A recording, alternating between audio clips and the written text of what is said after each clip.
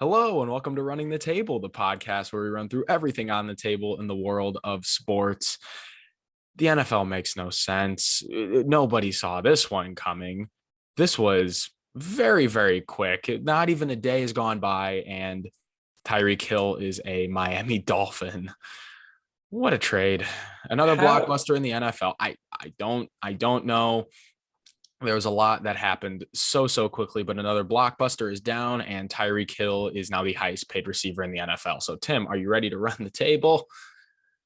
Let's run it, I guess. Well, Tyreek Hill's a Dolphin. He was Yeah. traded, Who he saw was that one traded coming? by the Chiefs because their contract extension wouldn't work out. So Tyreek Hill very quickly demanded a trade. And within a couple hours, he got one. The final destinations were the Dolphins and the Jets. He ended up choosing the Dolphins. And in return for Tyreek Hill, the Chiefs get the Dolphins' first rounder and second rounder this year, their fourth rounder this year, and their fourth round pick and sixth round pick next year. So that is 5 picks for Tyreek Hill. Wow. Yeah, I will say. And on top of that, Tyreek Hill has earned a fact 4-year, $120 million extension. 72.2 He's a million. special receiver, but He that is absolutely is. oh $72.2 million is guaranteed. yeah. That $30 million a year mark for the extension makes him the highest paid receiver in NFL history. Sorry, Devontae Adams, you held that title for like a Couple week, days. couple Yeah. days, not even a week. But Tim, what do we make of this trade? I mean, this is definitely a move that proves just how much the Dolphins are trying to buy into now and the improvement of Tua Tagovailoa, and pretty much centering that they're going for it now. Their defense has been proven to be relatively decent. Their offense struggled at a lot of times when their offense played well last year. That's when you saw them winning games in the second half of the year. You've seen with this offseason, even before going into today, they've made quite a few moves that have gotten them some guys that have really filled some gaps, shored up certain spots in their team, especially like the receiving core now, and as well as the running back position. So I think it really proves that given the new coaching hires, the guys that they've went out and get, they think that their time is now or within the next couple of years, and they're trying to work with the prime of some of the guys that they've got, and as well as building some other guys that they recently acquired as well. Yeah, we took a look at the hire of Mike McDaniel as the Dolphins' new head coach in our coaching carousel video. You can go watch that one. We have that one available for you. But they went out and made moves so quickly. And you're right, their defense has been the strength of the team over the past couple of years, but this offense has been Completely retooled, completely yeah. retooled. They brought in Chase Edmonds and Raheem Mostert at the running back position. They still have Myles Gaskin. They brought in Alec Ingold as a fullback because Mike McDaniel on the 49ers, he loves his fullbacks. And then you add Tyreek Hill, Cedric Wilson, and Trent Sherfield to a wide receiver room with Jalen Waddle, Devontae Parker, and Preston Williams. You franchise tag Mike Gesicki, and then you add Teron Armstead and Connor Williams to protect your golden goose Tua Tagovailoa, which the offensive line was really the real weakness of this offense last year. They could not protect Tua to save his life, almost got him killed on numerous occasions.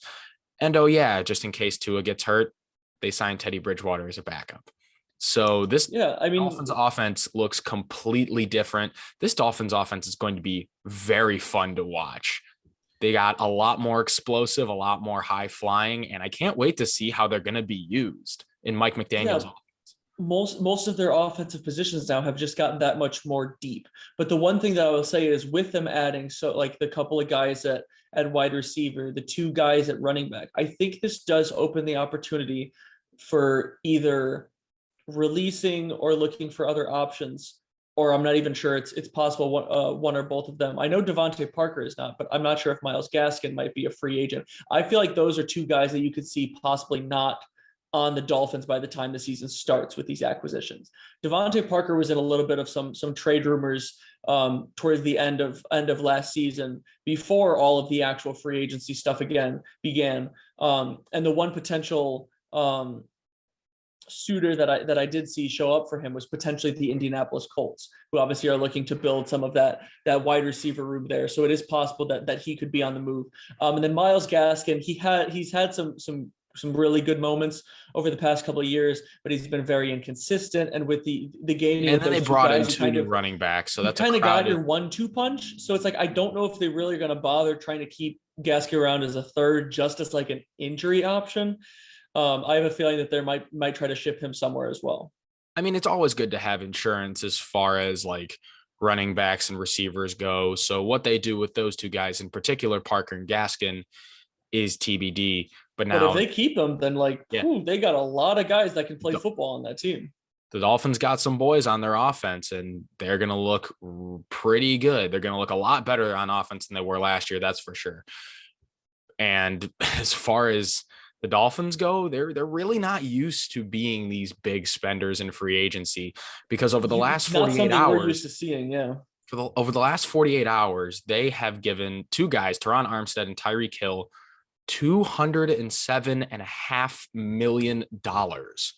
I didn't even know they really had that room to work with. Yeah. I mean, I can't say I'm that surprised. Armstead's but still, contract was for 5 years, $87.5 million. And obviously Tyreek Hill, his extension 4 for 120. It's going to be interesting. They are going all in. They're trying to win.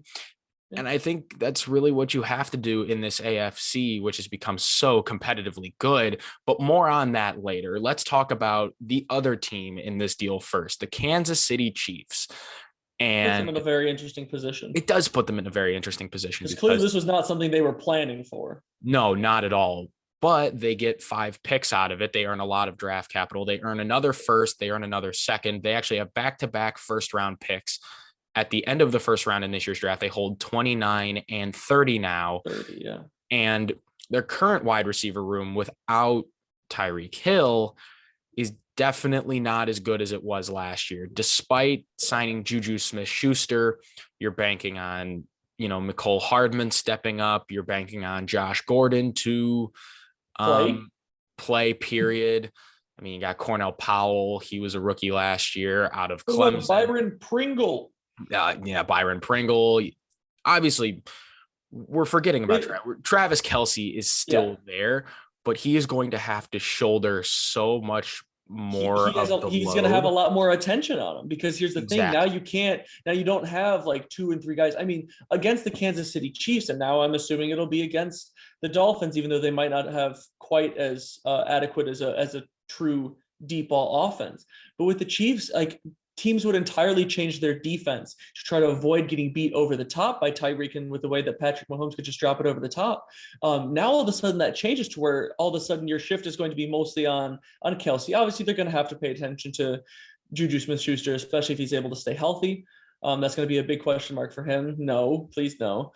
I hate the fact that I even started it, so don't worry. I hate it too. Don't worry. But I think it changes the way that their offense runs a lot.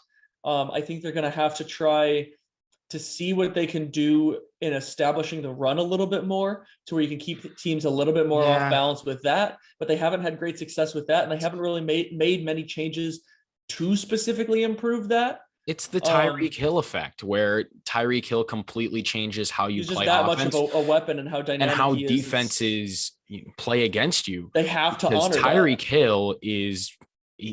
Players like that don't grow on trees. People with Tyreek Hill's speed, his agility, his explosiveness, it completely changes the game, which I think merits 5 picks in return. But now the Chiefs are going to have to adapt and either, sign a receiver in free agency, because there is still a couple out there. I've heard Jarvis Landry as linked to Kansas City. Julio Jones is still available, although I would prefer that Julio Jones go to my team and pair with Aaron Rodgers. But then again, this isn't about the Packers. It's about the Chiefs and the Dolphins. This is definitely a game changer. And now we'll look at the AFC in general, which is just absolutely stacked. With the Matt Ryan trade, the Colts entered the conversation. Now the Dolphins are starting to knock on the door, where they've definitely knocked on the door. Where by my count, I can see 12 out of the 16 teams being playoff contenders come next season. Somebody's got to lose in some of these games. So, almost half of these teams are going to be disappointed. There's 7 playoff spots, and 12 of these teams that I view that can potentially be, legit playoff contenders.